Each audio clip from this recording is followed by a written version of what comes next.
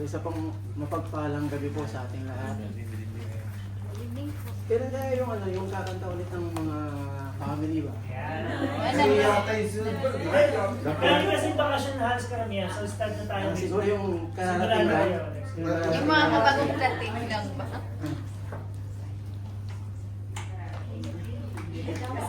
No, wala na. Ano ba yung last? Kita nyo? So, good evening po muli. Bago po natin umpisahan, may itatanong ko sana ako. Sino pong may nakakakilala kay Charlie Kirk? Kilala niyo po? Narinig lang yung sinabi sa akin. Yung binaril. Charles Kirk, binalil nung sa skin. So, si Charlie Kirk po, madalas nakikita ko siya sa newsfeed ko, sa YouTube, sa Facebook, sa mga reels. Ano po? Isa po siyang ano, hindi pa siya namamatay at nakikilala ko na siya. So pag nakikita ko na lahat ng mga videos niya. So si Charlie Kirk po ay isang parang influencer ba? Public influencer na Christian na madalas nagkikipag-diskusyon sa mga college students, sa mga LGBTQ, mga unbeliever specifically, no? So, si Charlie Kirk madalas pinoproclaim niya yung salita ng Panginoon, yung good news, yung gospel, tapos madalas nagbibigay siya ng mga advice, mga good advice, no? So, meron siyang interview dati 2 months before siya namatay. At tinanong siya kung ang tanong sa interview niya, how do you want to be remembered? Sabi. So he answered, ang sabi niya, I wanna be remembered for courage of my faith. No? I wanna be remembered by courage for courage of my faith. So September 10, 2025, Charlie was murdered publicly. Binaril po siya sa leeg, no, while serving God. No. Remember, he said he wants to be remembered for courage and faith. So, tingin ko po yung sinabi niyo yun, mission accomplished. No? Pero kaya minsan mapapaisip ka rin, parang ang sarap, hindi naman sa masarap mamatay. Huwag naman sana ngayon. No? Parang ang sarap mawala ng naglilingkod ka sa Panginoon. No? Parang ang sarap mawala ng mamatay ng meron kang magandang relasyon sa Panginoon. Kaya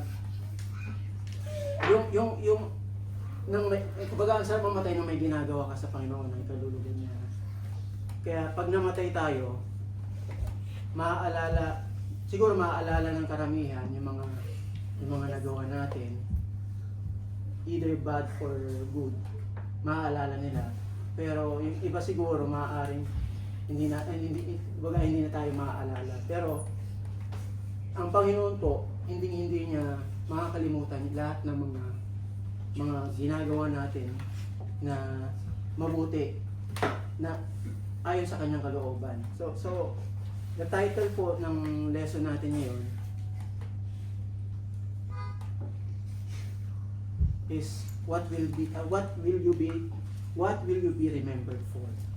So patanong po yan. This title was based on account of found in the book of Matthew, John, Luke, and Mark, no? The woman with alabaster jar. The anointing of Jesus Christ. So, napakaganda po ng account na ito dahil, again, it will remind us ang ating purpose kung bakit tayo nandito sa mundong to. At talagang sapul po, no? So, personally po, sapul na sapul po sa akin ito kasi it's a good reminder talaga. Kasi minsan, nasabi ko sa asawa ko, no, parang habang nagdadrive ako, parang kumbaga madalas may time na tahimik lang ako habang nagdadrive. Kaya nabanggit ko sa asawa ko na si John na parang ang lamig-lamig ko. No? Parang ang lamig-lamig ko sa Panginoon. Hindi siya yung malamig, kundi mismo ako. Kumbaga, nagsaserve ka, oo, pero feeling ko parang layo-layo ko. For sure, hindi siya lumalayo. Tingin ko ako. No, hindi ko alam kung bakit, hindi ko rin ma-explain. Siguro na o-overwhelm lang sa mga minsan, mga pagod, or ilang beses ko na sinabi sa sarili ko na last preaching ko na to. Laging gano'n, pero kasi siguro pagod, pag-uwi, traffic. Discouragement. Oo, discouragement. Madalas hindi ko rin masabing preacher ako. Kumbaga, hindi ko may pagmalaki na preacher ako. Kasi alam ko na hindi ako worth it. Kumbaga, I am not worthy ng para maging preacher. But I believe God gave me this topic, no, para ma-refresh ba, no? Para ma-remind ulit tayo na para mabatukan ulit, no? At kung siguro hindi lang siguro ako nakakaramdam nito. Kung nakakaramdam kung kapareho ko po kayo, thank God po dahil ito po ay para sa akin. No po. So ito po ay it's a good reminder po sa ating lahat. So sana matuto po tayo dito. So basahin po natin ang Matthew chapter 26 verse 6 to 13. Matthew 26, verses 6. I'll start. Now when Jesus was in Bethany, in the house of Simon the leper, Verse 7.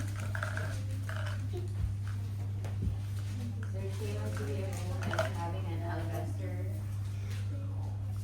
box of very precious ointment, and poured it on his head as he sat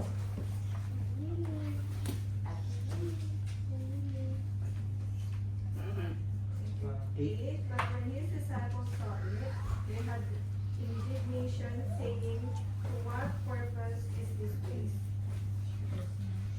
For this ointment might have been sold for much and given to the poor." When Jesus understood it, he said unto them, "Why trouble ye the woman? For she hath wrought a good work upon you."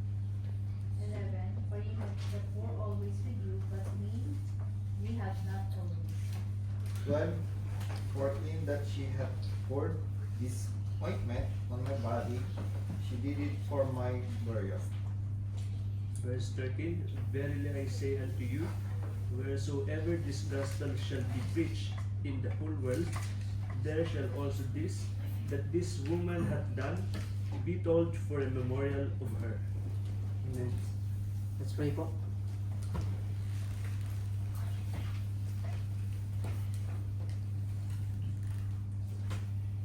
Pray. Dakilang Diyos, sa maraming nasa langit, Panginoon. Maraming nasa langit, dakila sa akin lahat. Panginoon, maraming salamat po muli sa isang linggong pag-iingat mo po sa amin, Panginoon. Sa pagkakataon po muli na kami po ay makapag-aral ng iyong salita. Salamat po sa pagkakataon po ito na kami po ay pinipuntitin mo muli upang dakilain ka muli, Panginoon, sa asang iyong pangalan, Panginoon. At salamat po, Panginoon, sa tahanan nila, Brother Donald at Sis Gina, na patuloy mong ginagamit, patuloy nilang binubuksan ang kanilang tahanan, Panginoon, upang magamit, Panginoon, maging blessing po.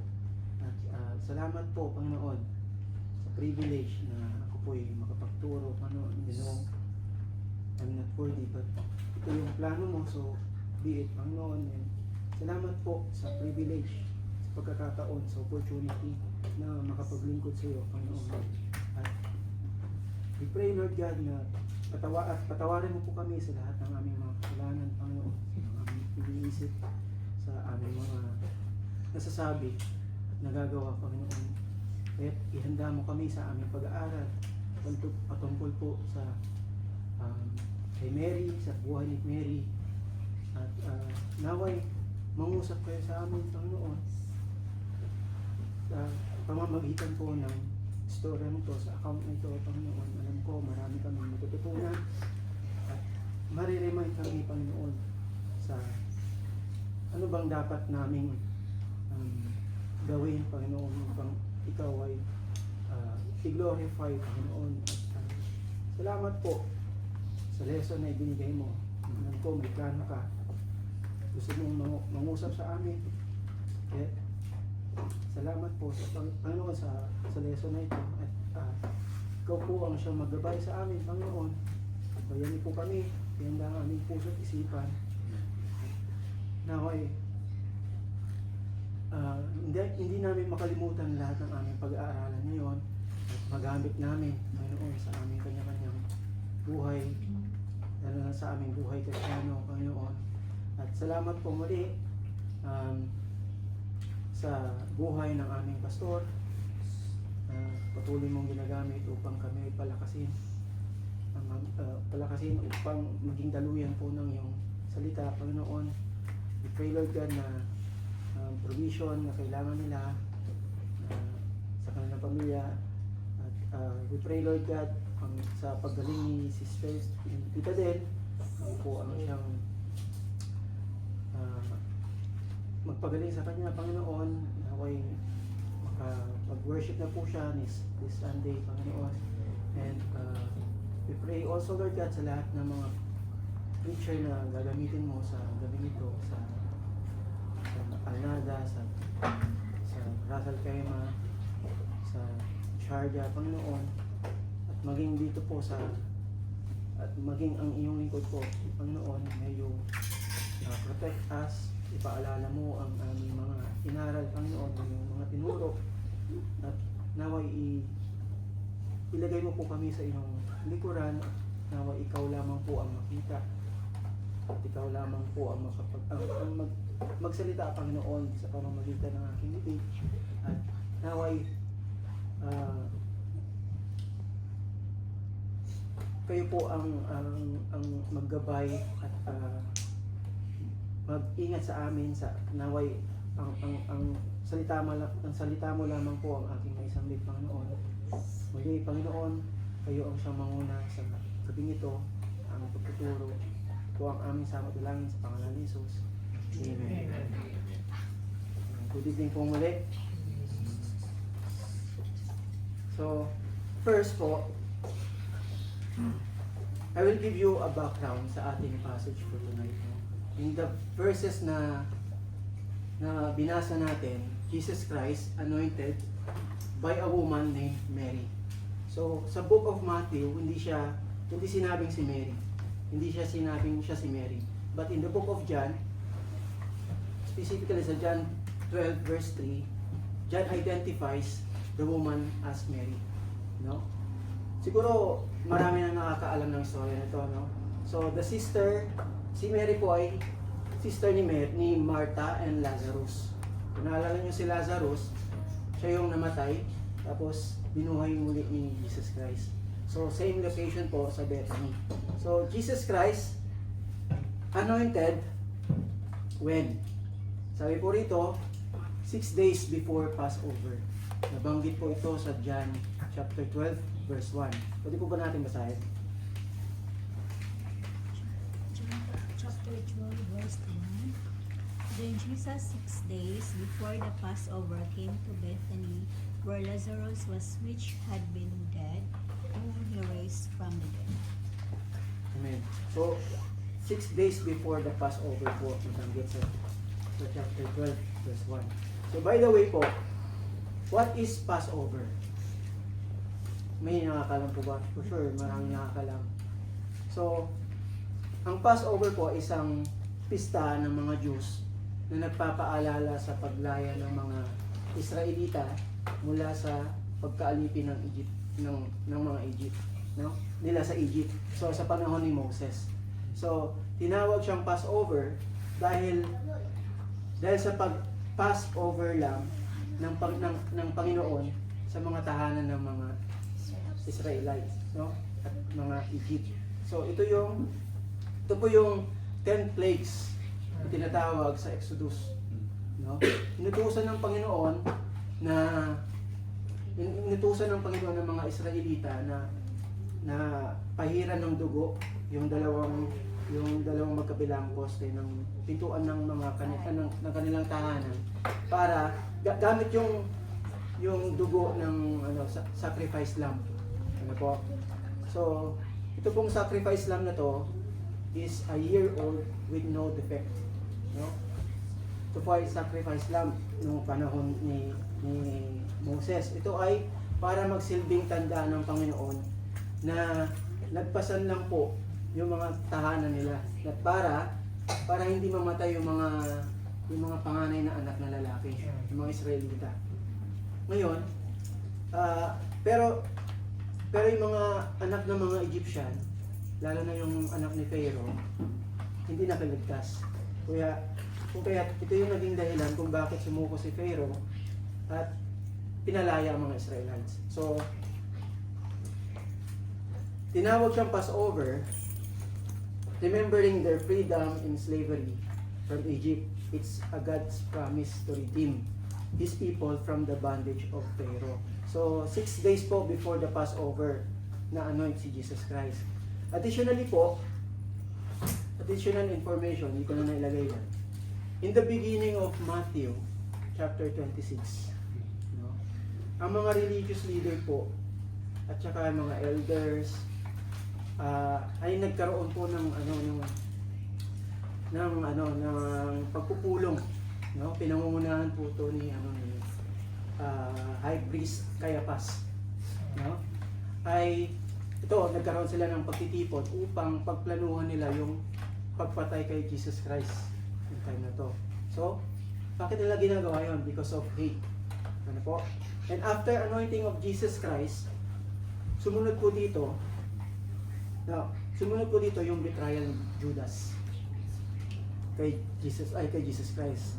Siya po ay nakipagsabwatan kay Caiaphas, at then yung sumunod dito yung the Last Supper, what else, yung pag-deny ni Peter ng 3 times kay Lord. So yan po yung pagkaka-construct ni Matthew sa chapter 26. First, merong hate. Second, may love, genuine love, devotion, worship, and next, betrayal. No? Kumbaga sa pelikula, dito na po nag-start yung dito na po nag-start yung climax, no? Ng story ng Jesus Christ. So next po, Jesus Christ anointed in Bethany, in the house of Simon the leper. So our first point po begins with Simon the leper. Malamang po, si Simon the leper ay isa sa mga napagaling ni Jesus Christ nung gumagawa si Jesus Christ ng mga miracles nung time na yun. Isa pa, hindi naman makakapag-invite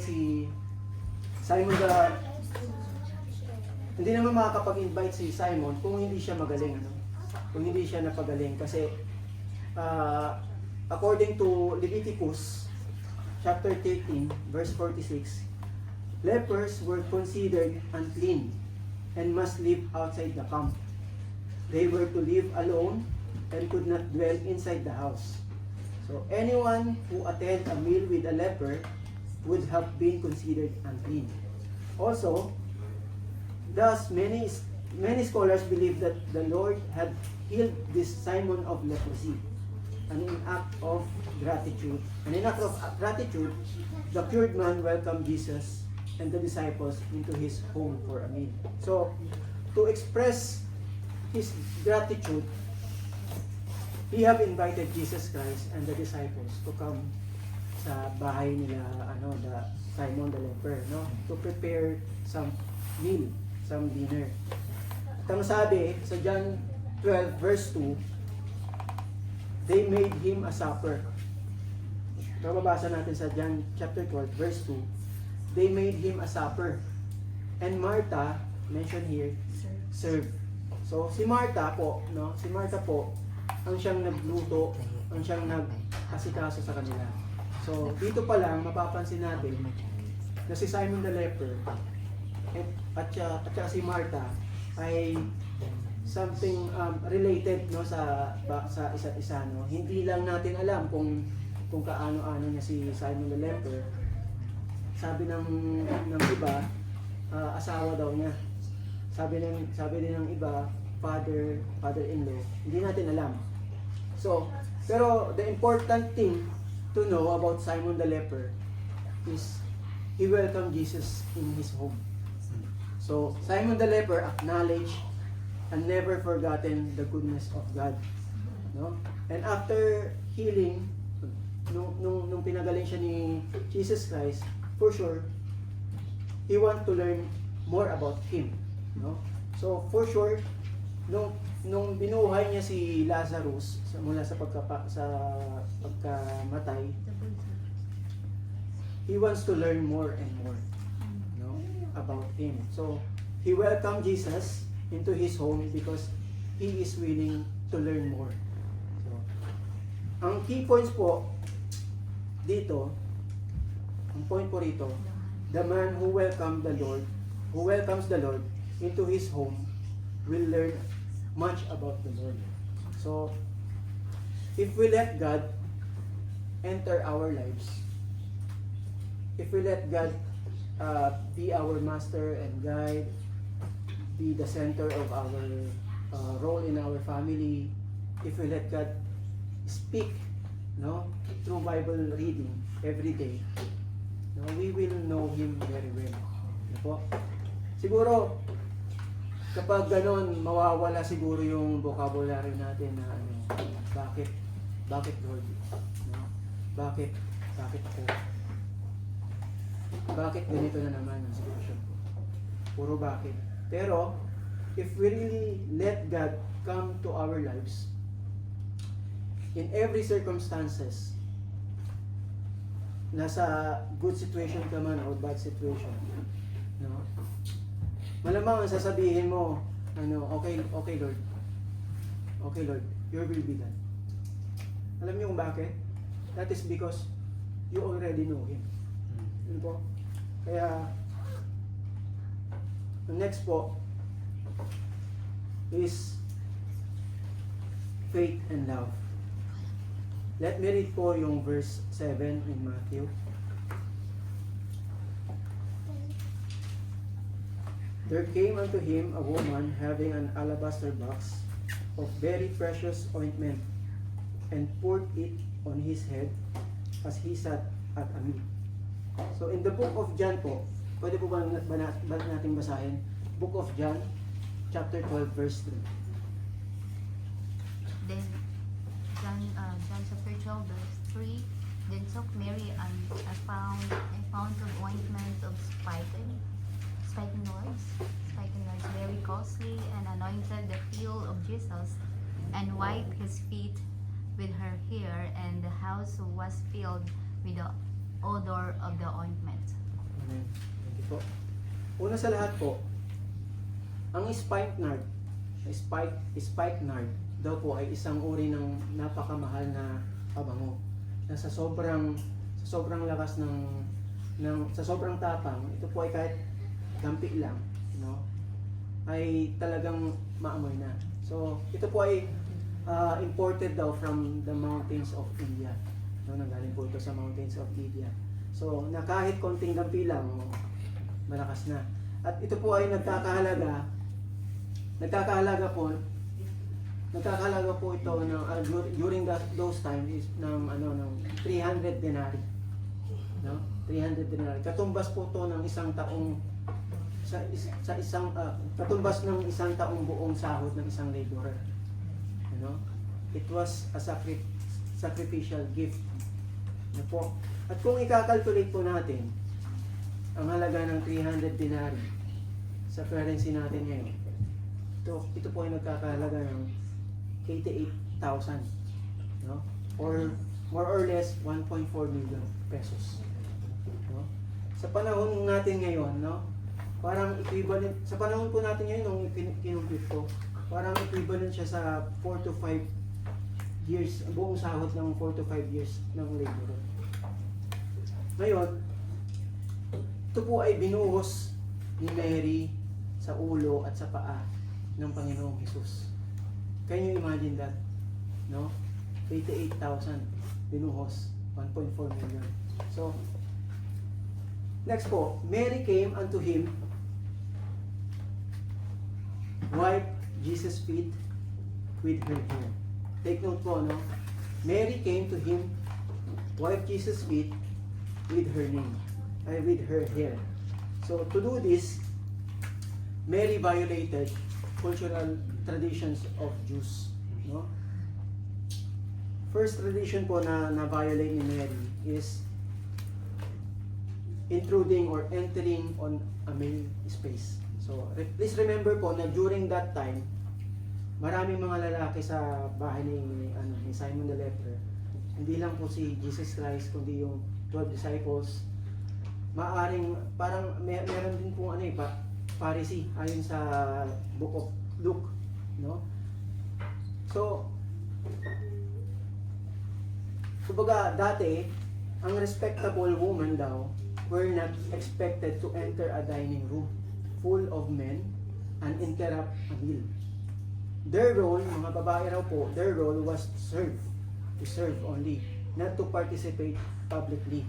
So, ayun po, so grabe pala yung dati, no?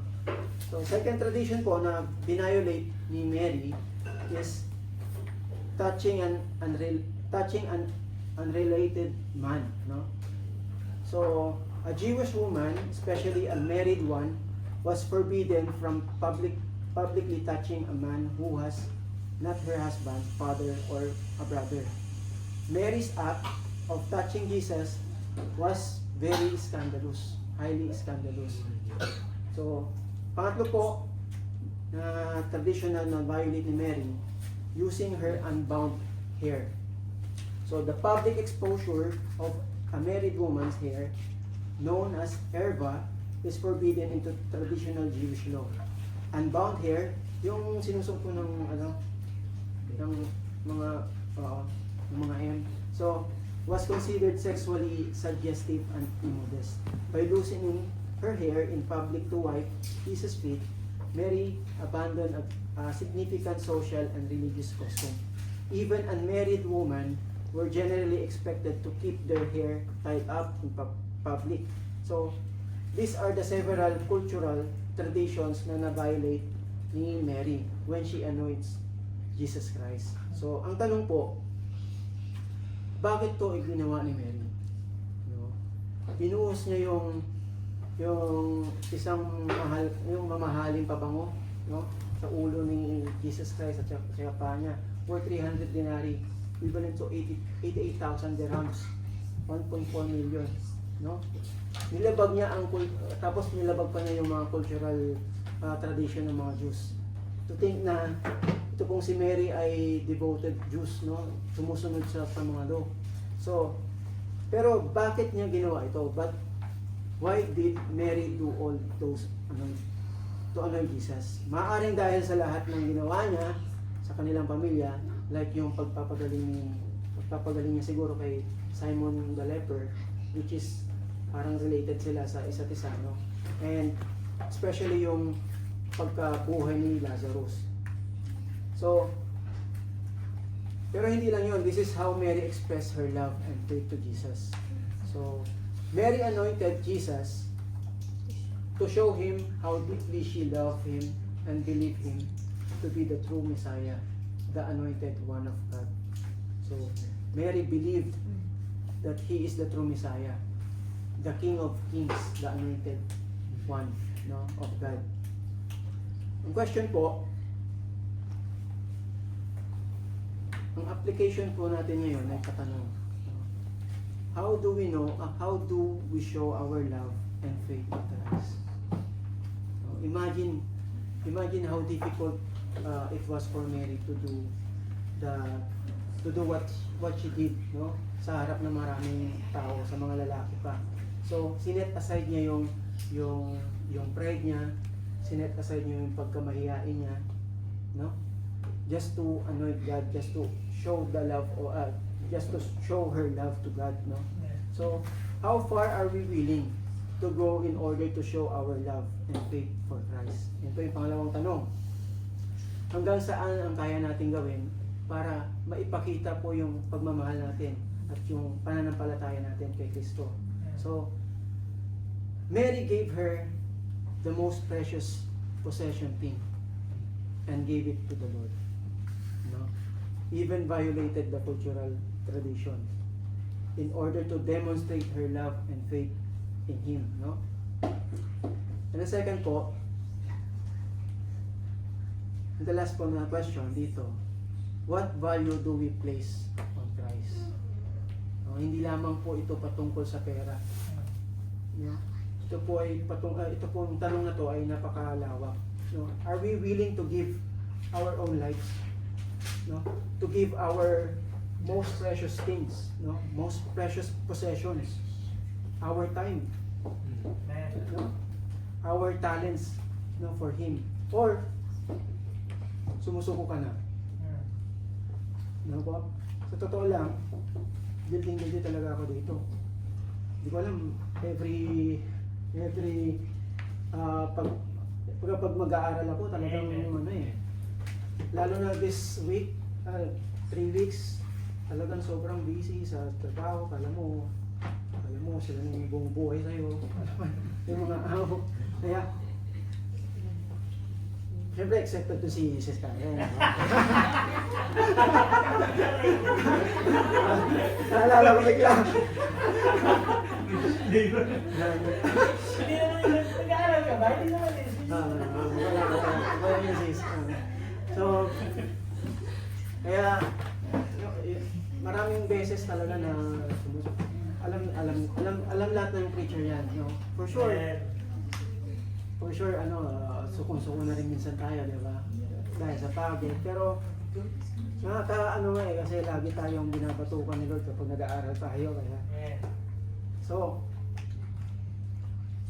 ang next po, medyo mabilis tayo ngayon. Kasi, yeah. So, pwede po natin basahin, pakibasa po ulit yung Matthew 26 verse 8.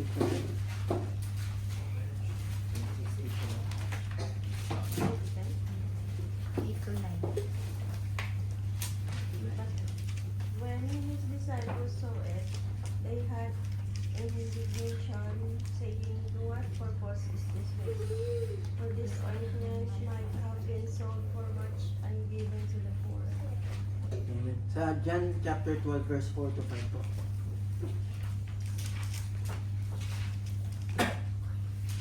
John chapter 12, verse 4.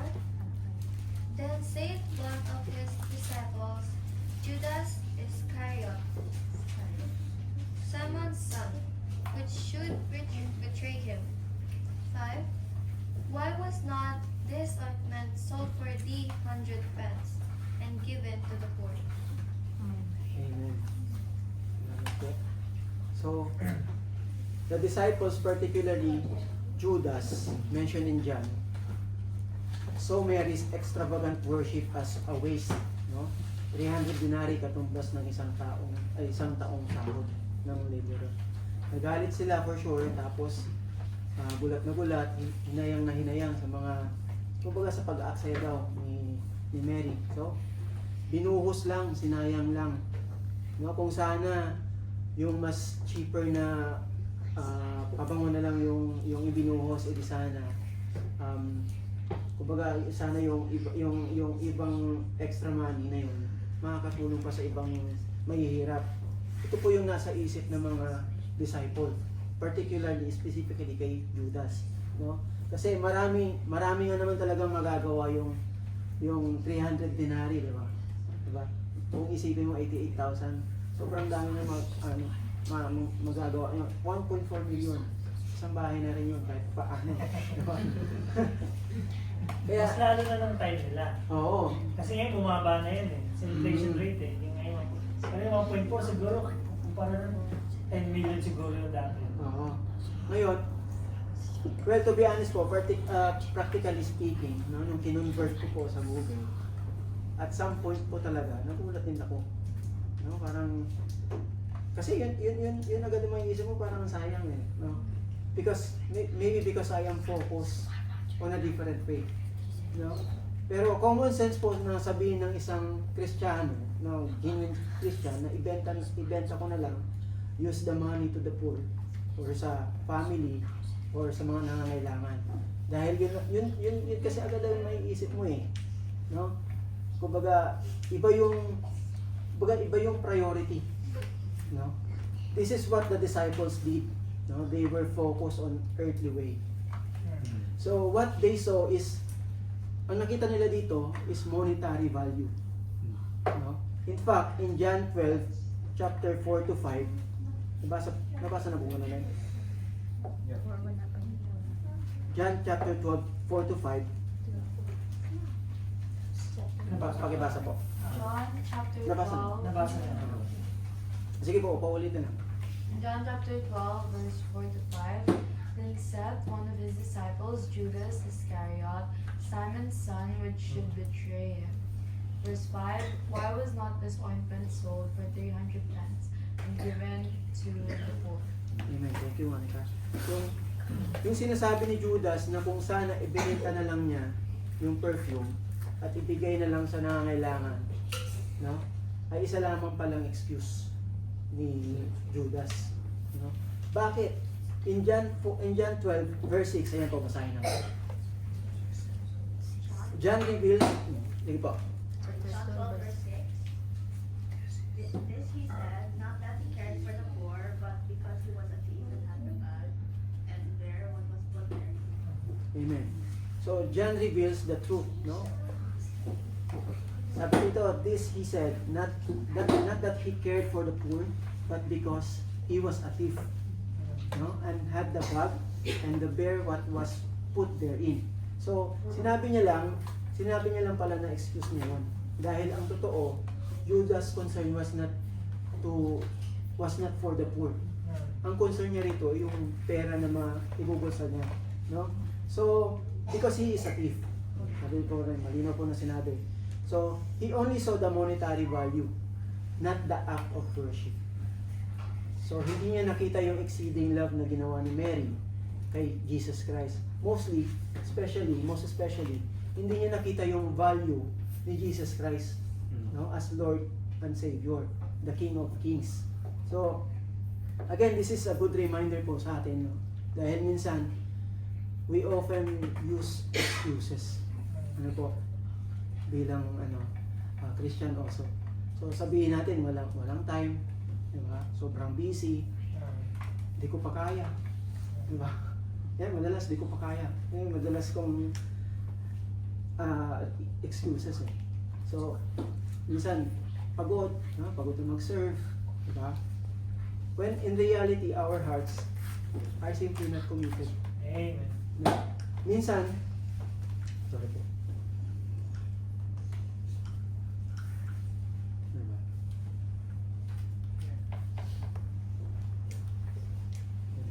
Yeah. So, So, as backward po. So, service siya. Yan. Someone has through the Hindi lang. So, minsan hindi natin napapansin yung mga excuses natin, no? Kino-cover up na lang pala natin yung sarili nating interest, no? Dahil sa mga excuses natin. So, let us be like Mary, ano po? Not like Judas. So, ang application po rito, are we people who build up or who tear down with criticism? Let us not make excuses for not serving or for criticizing those who do. Isa ba tayong tao na supporting, na nagsusupport, na appreciative, na nagbibigay ng encouragement to help other brethren to be more confident sa tuwing kapag may ginagawa silang tama sa mata ng Diyos, no? Or Are we like Judas, who is always complaining? Diba? Ang nakikita lamang is yung mga mali ng iba. Na hindi siya nagfo-focus sa idea ng what is right. Kundi nagfo-focus siya sa idea ng what is practical. No? What is right versus practical. And he is always have excuses for his benefits. So let us evaluate po ang ating sarili, no? Kasama ako doon. Hindi lang po kayo, kasama rin po ako doon. So let's evaluate po ang ating sarili. Kung madalas, saan ba tayo? Sa practical ba o sa right? Especially sa Pinas ngayon, lagi sila sa practical. Yung ano pa lang, yung ano tawag na rito? Yung project, Flood control. flood control. Yung substandard na ginawa nila kasi mas makakatipid sila, hindi yung right. Diba? So, let's evaluate ourselves, no? Ginagawa ba natin yung right or yung ginagawa ba natin yung practical madalas? So, yan po. Number 4 po, let us read Matthew chapter 26, verse 10 to 11. Matthew 26, verse 10. When Jesus understood it, he said unto them, Why trouble ye women? For she had wrought a good work upon me. 11. For ye have the poor always with you, but me ye have not always. John chapter 12, verse 7 to 8 po. John chapter 12 verse 7. Then said Jesus, Let her alone. Against the day of my burying hath she kept this. Verse 8. For the poor always ye have with you, but me have not always. Amen.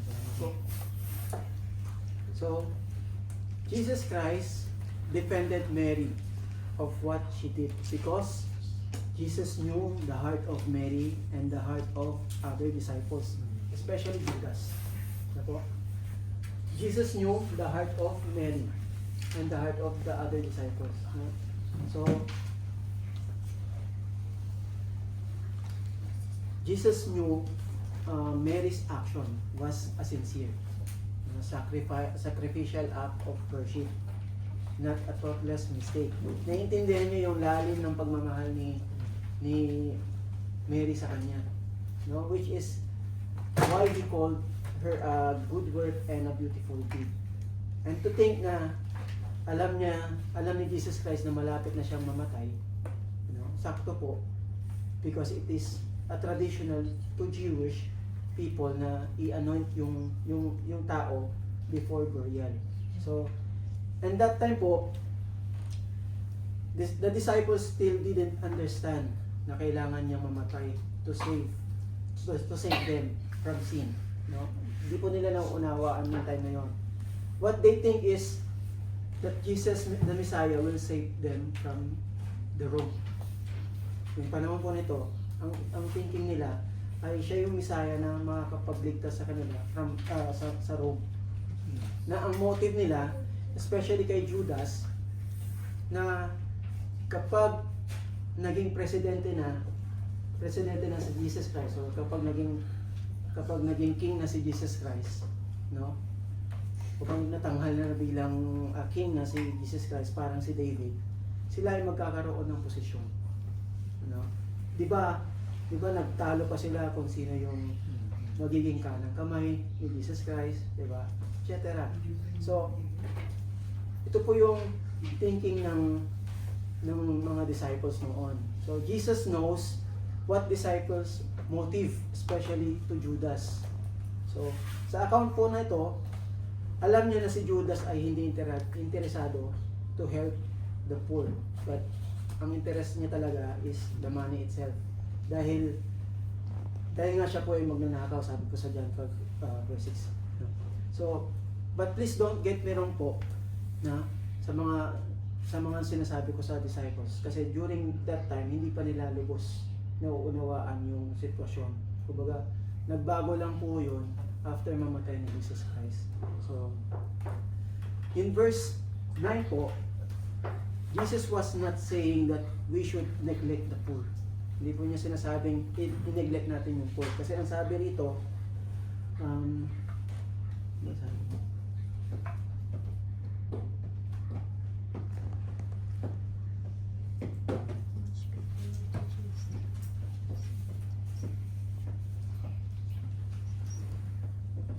Sabi dito, sabi sa verse 9, for this ointment might have been sold for much and given to the poor.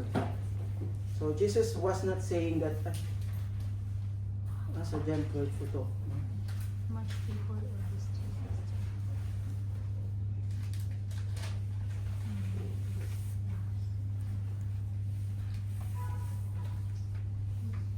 Yeah. So Jesus was not saying that we should neglect the poor. This was not dismissal for the poor, but a powerful statement of priority.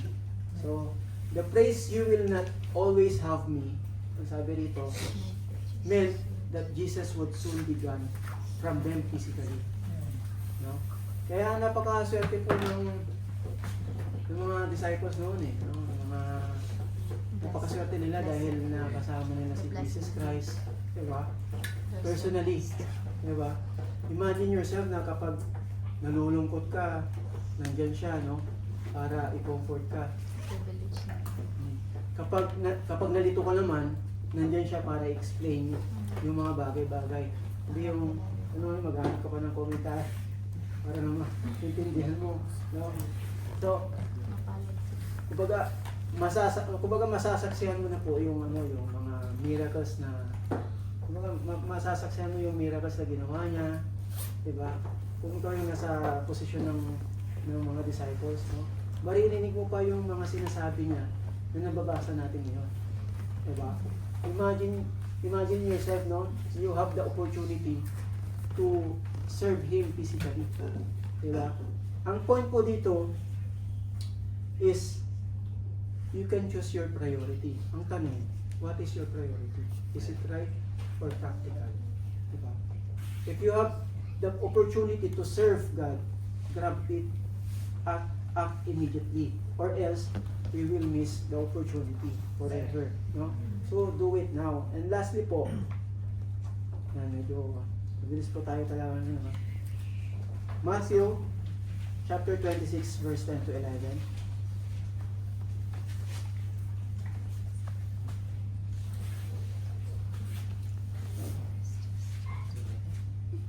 Matthew chapter 26 verse 12 to 13 pala, sorry. Matthew 26, verse 10. For in that she had poured this ointment on my body, she did it for my burial. Verily I say unto you, wheresoever this gospel shall be preached in the whole world, there shall also that this woman had done be told for memorial of prayer. Yan po yung promise ni Jesus Christ, no? At before we go to our observation po, no?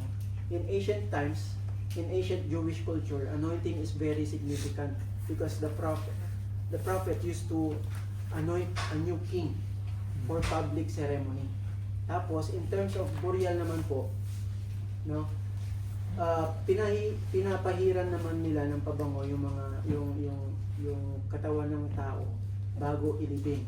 Dahil hindi nila pinapractice yung embalming. No? Kumbaga nilalagyan nila ng pabango ang buong katawan para makontrol yung pagbaho ng katawan. And to show their yung constant respect ng namatay. No? Now, ang sabi ni Jesus, she did it for my burial. Now, hindi natin alam kung si Mary ba ay aware na malapit na siya mamatay si Jesus Christ on earth. But some commentary says she knows. Pero dahil we know Mary, she is, kumbaga si Mary ba siya yung good listener.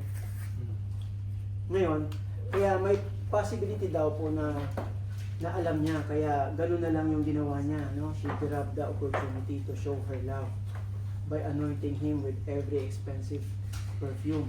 Now, however, no, whether she knew what she was doing or not, Christ took her act and applied it to his death, no? Ginamit niya yung pagkakataon na yun to inform everyone na ang kanyang kamatayan ay malapit nang maganap, no?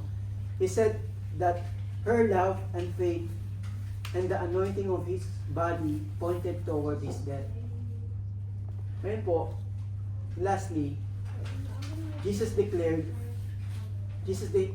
that the work of Mary would be remembered in every place where the gospel is preached. At nangyari nga po ito, no? Ngayon mismo, dahil binabasa natin ngayon, no? So, ganun po yung, kumbaga, yung napaka, yung promise ni Jesus Christ, ano? Talagang, ito yung promise niya eh, na kumbaga, madideclare, yung pati yung ginawa ni Mary, no? Ngayon, our works, ang key point ko rito, our works, both good and bad, will also speak of us. They are the testimony of our faith, or to our lack of it, kung wala tayo nun. Ang tanong po, what story do you want others to talk about you? Ako?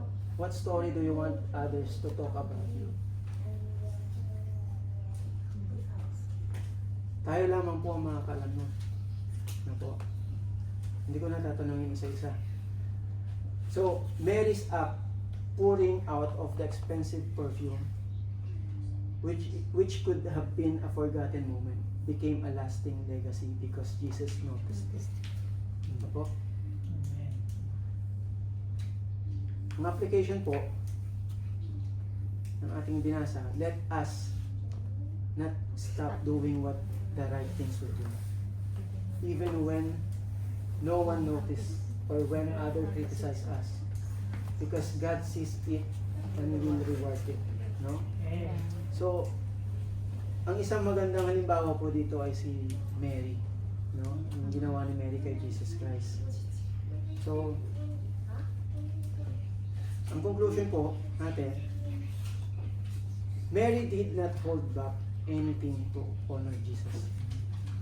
She gave her most precious possessions, not to get attention, but to anoint the one she loved. Let us ask ourselves, sabi dito, are we holding anything back? Our time, ulit-ulit, our time, our talents, our resources, no? Our entire heart, ang nakalagay. So, God, remember po, God does not look at the price of the perfume, but ang intention niya is your heart. Na po? And as a true Christian po, let us be remembered like the character of Mary. Na po? So, medyo mabilis tayo, no? Yun po, magandang gabi po sa ating lahat. Baka mayroon kami nag-girl bro. Kasi, Baka may katanungan. oo, may katanungan. Tagpo sa puso. Baka may na-experience ka ngayon na ano, pwede kayo tanong kayo. Nagparibad. So, sige po, let us pray po sa closing prayer. May I request po si Father Guillen to close the prayer. Amen. Let us pray po. Amang banal, tunay ka pong banal at pinakamakapangyarihan sa lahat, Panginoon. Maraming salamat po sa gabi na ito na pinahintulutan mo magkatipunan naman po kaming magkakapatid, Panginoon, upang magbulay-bulay at mag-aral ng banal na salita. Maraming salamat po, Panginoon, sa taong ginamit mo upang ibahagi sa amin ang magandang mensahe na dapat marinig ng bawat isa sa amin. Dahil po siguro, Panginoon, nalalaman mo ang bawat isa sa amin ay dumaranas ng mga ganitong mga problema, Panginoon. Kaya po, nilayon mo na marinig ng bawat isa yung ganito upang tumimo ito sa aming mga kanya-kanyang mga puso, Panginoon, at ito ay aming may apply sa aming araw-araw na pamumuhay. Upang ito rin naman ay magpatibay sa bawat isa sa amin.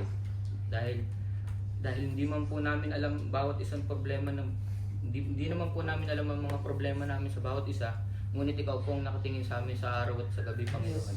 Ikaw ang nakakaalam ng mga puso namin, ikaw ang nakakaalam ng mga pinagdaraanan namin, Panginoon. Kaya maraming salamat po sa taong ginamit mo dahil ito ay nakatulong sa amin, Panginoon. Panginoon, nawa lahat po na napag-aralan namin na ito, lagi namin maalala. Palakas sa bawat isa sa amin, Panginoon. At basbasan mo po, Panginoon, ang preacher na ginamit mo, patuloy mo pa siyang gamitin sa mga susunod pang lesson na darating sa kanya, Panginoon. At mapaglabanan niya, Panginoon, ang kanyang pinagdaraanan na paghihirap ngayon sa kanyang trabaho, sa kanyang buhay, Panginoon, sa pagsabay-sabay ng mga problema, Panginoon. Panatilihin mong malakas siya at humawak sa pananampalataya na taglay niya nagmumula sa iyo. Panginoon, dinadalangin din po namin ng mga ibang BS point pa na